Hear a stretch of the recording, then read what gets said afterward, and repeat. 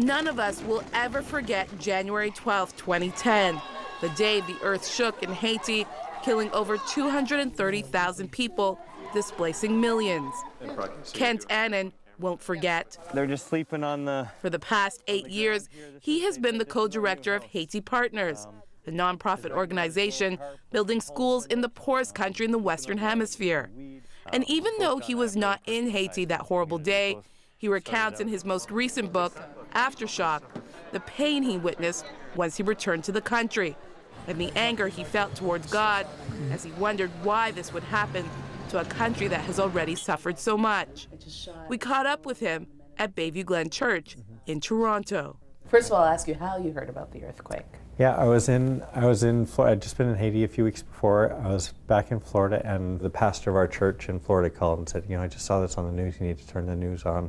At the beginning, it was, a hospital collapsed, and there was an earthquake and a hospital collapsed, and that sounded awful. And then he kept on thinking it couldn't get worse. But it did. At the church where we worshiped 2.5 months ago. Within 6 days of the quake, Annan returned to Haiti to find buildings he had passed by just weeks before gone. He heard story after story of people who had died and those who barely survived. But it was the scope of the destruction that took his breath away. Now, a year later, the sadness is still present, as the physical effects of the quake are still evident all over the country.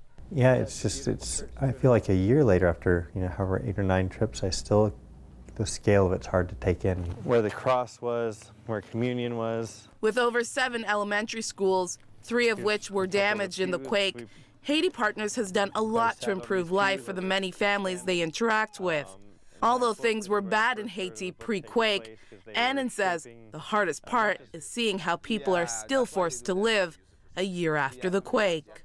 So I spent some time in Port-au-Prince and went out to the family that my wife and I first moved in with when we moved to Haiti, and they were sleeping in a bean field. So they had just taken a couple sticks and they had pulled a sheet out from the house that collapsed and pulled a sheet out and put a sheet, and other families in that area had done that too and put sheets up and were sleeping on the ground, So to see people who sort of mentally were thinking they're on the edge of survival, and to see that taken away, it was just hard to believe. Haiti has seen it all, from earthquakes to hurricanes, storms, and other natural disasters, as well as social disasters like severe poverty and lack of education. According to Annan, 1 out of every 2 children spends a whole day in school, and only 15% of schools are government-run. That is the reason Annan couldn't understand why God would permit more tragedy to fall on the nation of Haiti. I kind of work during the day, and then late at night, just kind of writing is sort of my way of trying to pray or trying to wrestle with it through it.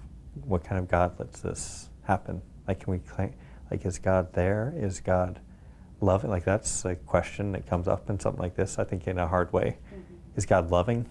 It comes up in a fundamentally hard way.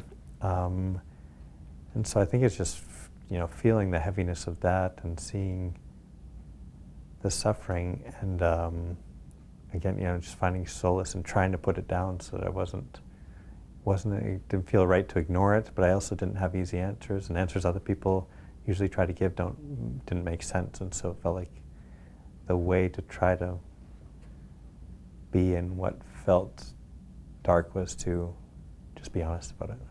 In fact, Annan says it was the Psalms that helped him through this time of questioning, inspired by the writer's authenticity, as he too cried out to God during some of those dark moments in his life.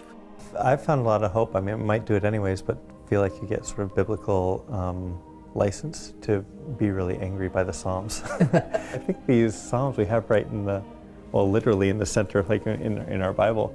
But in the center of our tradition, we have this, whether it's Job or the Psalms, this thing that we don't have to pretend that it's good, and in a way, we don't have to pretend that we're okay with how God set these things up. But I do take some solace in that we don't have to have a fake faith or a fake faith that sort of sidesteps that, or you try to ignore these questions that are bubbling up that cause problems. In fact, Psalm 13 became an inspiration for him. as the first few words of the scripture read, "How long, Lord? Will you forget me forever?" It was a cry he could identify with as he saw the destruction all around him. It really became an important psalm to me, and I actually didn't realize it till I was probably halfway or 2/3 way through the book. I'd read the psalm, I'd read a few psalms a couple times along the way, and that psalm had come up because of the "How long, O Lord, how long?" But then I realized later that the structure of the book, what I was writing, was actually becoming kind of my own psalm. As he penned this personal psalm to God, he knew the questions he was asking were universal. It doesn't have to take a 7.0 earthquake to question God's goodness. In fact, any catastrophe can cause pain and questions of faith. You know, these aren't new questions, and there's a tsunami 4 years ago, there's Katrina, there's 17,000 kids a day who die from malnutrition. This is the world we live in, but I was faced with it in a different way with Haiti, where I couldn't turn away or couldn't go on to whatever was next to my to-do list. That was my to-do list, and so it became necessary for me to be living a psalm, and writing late at night after the workday's done, and God, I'm not happy with this, and I don't get it, and couldn't there have been some other way, and so it feels like, we go through different times in life, but it feels like that at some point has to be our response to the world we live in, for people of faith. But it was amongst the questions, the rubble, and desperation that Anand says he also had the privilege of seeing God in action. So being in Haiti and in that village, a 50-minute walk away at a church where Shelley and I went to go and have communion, 3 weeks after the earthquake, and 99% of people had lost their homes. And the church was a pile of rubble, and a teacher had died in a classroom right beside, and the sun was hot, and people don't have enough food and water, and they don't know what their future is, and to be there and to take communion with them and to sing together, and I felt like, there's something about here's where God is most distant, but there's also something about here's God is most near. I want the God who prevents this, but instead it seems like I find, and in the lives of other people find, and even sometimes my own life find, I want a God of disaster prevention, and we don't get it, but I think we do get a God who's with us in our suffering. So tragic to see them in this situation, but a God, Anand says, that wants us to feel a responsibility to do something, make a difference in our world, while still being truthful about our frustrations and questions. I think that, for me, I can feel paralyzed by the big questions sometimes, and by both the big questions of faith and then the big questions of how do we help well, because it's so overwhelming. But it seems the right way to search for truth and the right way to be sort of faithful in the biblical model is to keep asking the questions while we're in motion, while we're loving our neighbor, while we're helping the people who are most vulnerable, while we're getting water for those who are thirsty and clothes for those who are naked, and all these things. So it seems to me that's the right way, and in many ways the Christian way is to answer, not just in theory, but answering those questions while we're in motion. Though he still has questions and wonders about all the pain Haitians have endured, his faith in God pulls him back in and reminds him to trust in who God is. In the book I say I'm Christian. I also say some days I'm a determined agnostic, and on some days I don't know if I believe in anything. And still I keep finding that I want to follow Jesus in faith, over the rubble, and it's without as many answers as I used to think I had.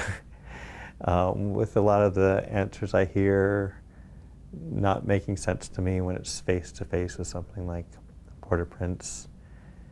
But there's still, I guess I just call it grace, still find my hope and meaning in this God who is the God of the cross. Not a distant God, but a God of the cross and of resurrection. Just that there's a God who really is with us in all this. So it depends the hour and the day that you ask me, but that's still where I find myself. Aftershock, searching for honest faith when your world is shaken, is in stores now. In Toronto, Ontario, Magdalene John, 100 Huntley Street.